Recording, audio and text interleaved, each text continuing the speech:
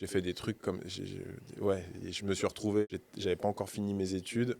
Et je me suis retrouvé Paris 16 au siège social d'un des plus gros groupes de luxe au monde, avec un des directeurs monde pour une partie de leur activité, par le biais de mon réseau.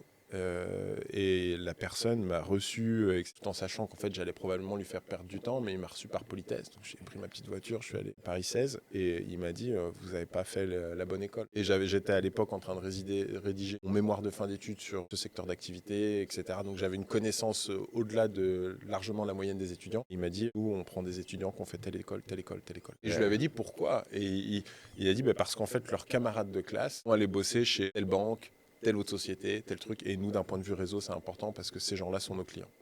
Et ça fait du sens.